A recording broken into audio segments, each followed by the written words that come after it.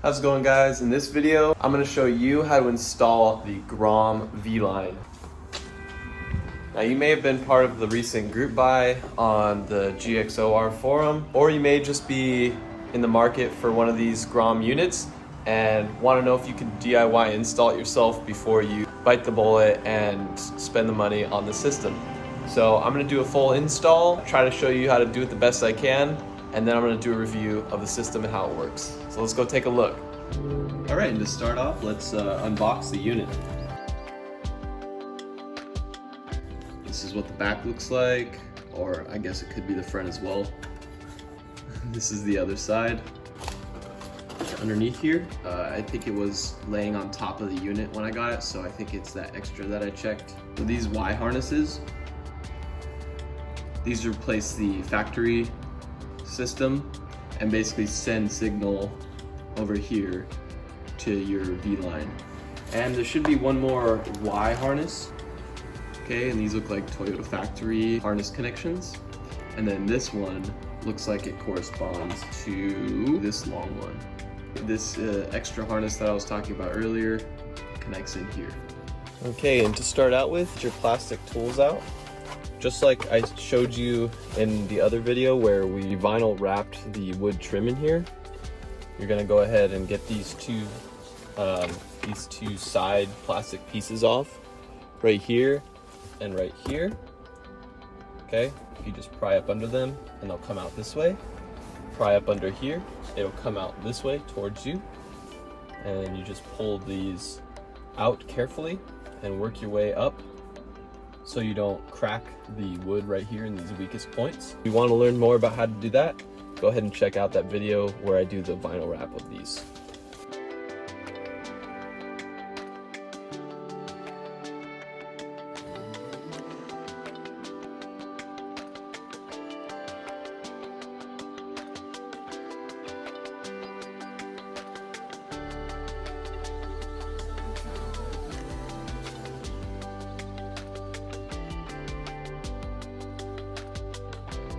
And once these are off, you have four, I believe, 10mm bolts. One here, here, one here, and one here. And we're gonna go ahead and zip those off as well.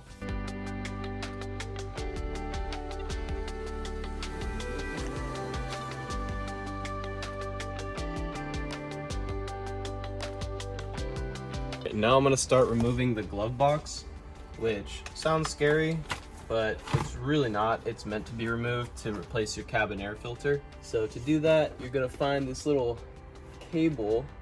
Well, first of all, basically squeeze the sides here together, because you'll notice back here, they get caught on something, and that's on purpose to get it to do that. So basically you need to squeeze in, get it around that, and allow the glove box to fall out. Okay, I got this side out. Let's see if I can get this side. Okay, there it goes. And now you just have this little cable here. There we go. And, well, that was dramatic, but did the job. So this is what your glove box looks like. These are the tabs that kind of get stuck, and you need to, you know, bend this in to get it over. There are just some Phillips screws or bolts holding it in. Let's see what size they are. And if these 8mm don't work, I'd probably just use my multi-tool. It has a Phillips head screwdriver. Looks like they're 8mm, or at least 8mm worked.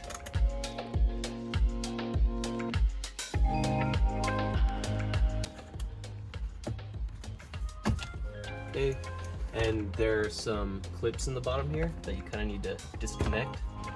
And there's another one down here that revealed. Okay, there's that one. Is there anything over here? Yep, there's one over here as well. It looks like after this one, I have one more right here. And I should be able to get this kind of faceplate off.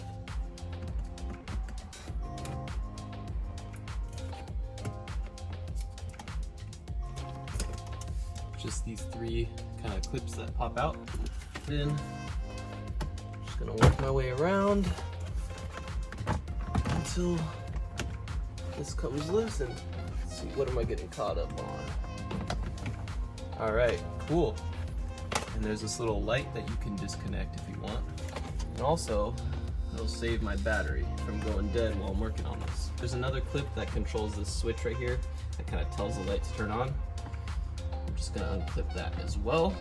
And it looks like we have 4 10mm bolts holding in this CD player unit. This looks like a lot on camera, but in real life you could kind of see, you can kind of suss out the mess of wiring over here that you're not even gonna worry about, and the things that you're gonna get into, like these bolts. So don't worry about the mess of wiring. It's really not that big of a deal.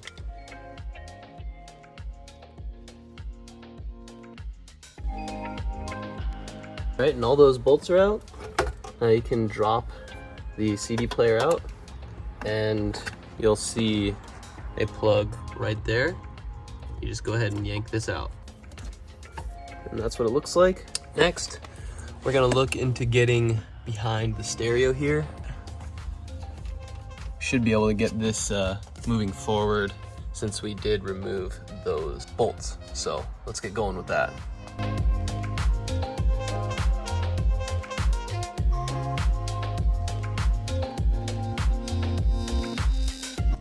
Okay, so as you saw, once I was able to unhook this bottom unit and just bring it out, this was free to kind of come out. It can get stuck around the edges here, so just be patient and wiggle it around and put some force where needed, but be careful as well. So we got the unit loose. What I don't want to do is take it all the way out, because then I'll have to like unhook all the harness cables and stuff. I'm gonna see if I can just see behind it.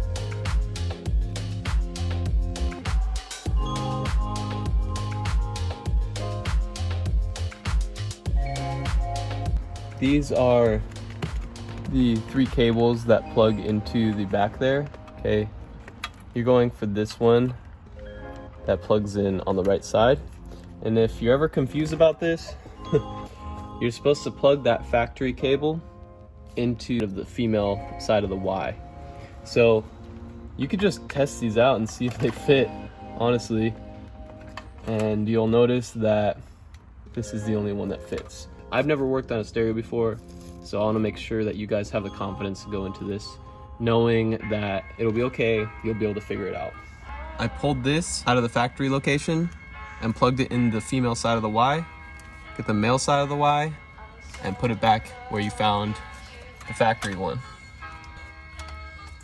Male side of the Y in there, female side of the Y right here with the factory cable plugged into it. Next, this is an important note. Now your instructions, they show the power audio connector here. That's not the case with the GX470, so disregard that. It's this one right here, and you will know that because you won't be able to plug in this second one from the right, you know, or from the left like it's saying here. What I'm gonna do is just show you exactly what I did with the one up here. Unplug this, get your Y, okay? This one's labeled MCFTOY, okay? Plug this guy in the female side of the Y, and this is the other side, the male side of the Y. Plug that in its place. Now you have this wire coming off of it, okay? Make sure this one goes through here and out the back. That way, I already routed the wire for the video connection up here.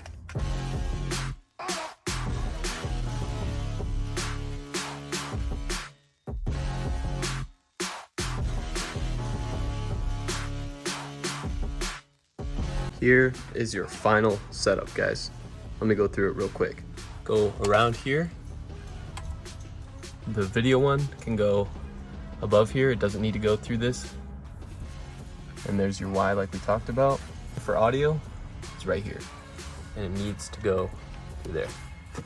Because otherwise, it'll get caught up here and you won't be able to bolt it in properly. It'll be crooked.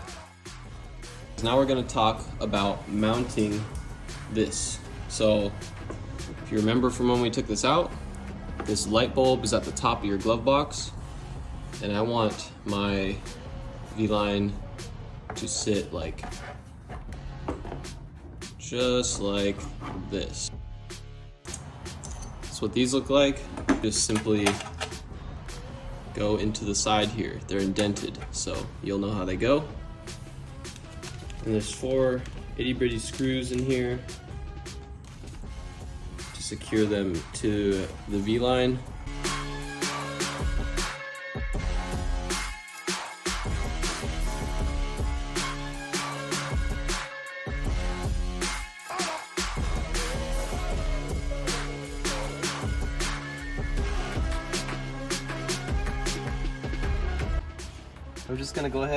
I'm just gonna plug these 2 cables into the back of the unit, and they'll only fit one way, so you can't mess it up.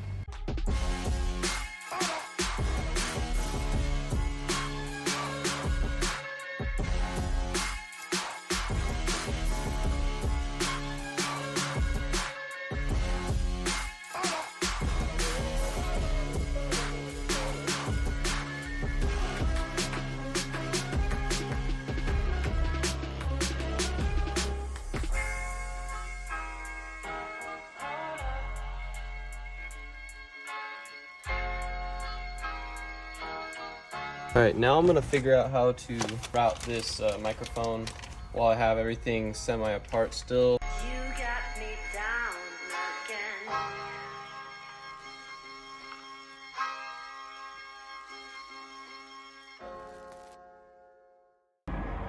Okay, and I think I have an idea for where to put the microphone.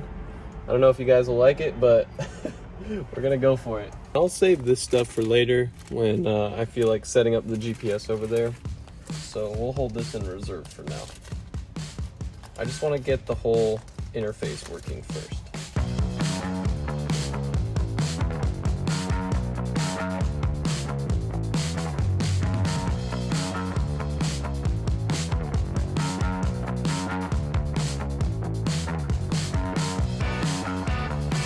Okay, wait 5 seconds, switch ignition off. Wait 1 minute. This is the initializing instruction. Put ignition to accessory or on, wait up to 5 seconds, switch it off, wait a minute, turn the ignition back on accessory or on, and then press the disk button until you're able to select V-line interface. So it's been a minute.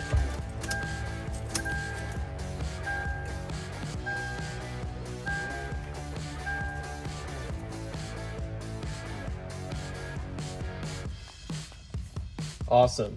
There it goes.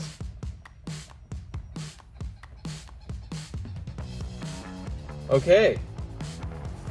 Looks like we're in business, boys. So I actually get freaked out for a second because I turned it on and pressed disk. I was like, what's happening? Instructions are important, people. So let's go ahead and mess around with this thing. But there it is, guys. I mean, the thing works. That's incredible.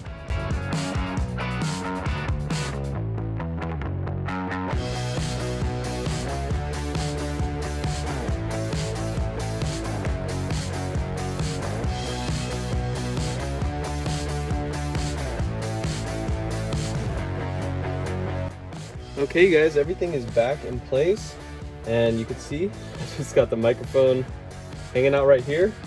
Actually, if you can get the wire like perfectly mounted, this is pretty clean. The airflow won't affect it because it's just too low, and most of the time air's pointed upward anyway.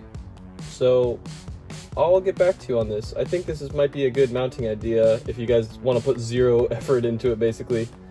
So I'm gonna cycle the ignition on and try to pair a phone. Awesome, it came right up. I didn't have to select disk. Very cool.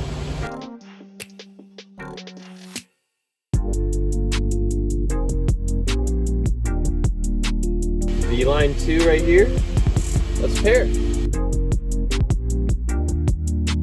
We're connected, guys. Now let's see if we can play a song.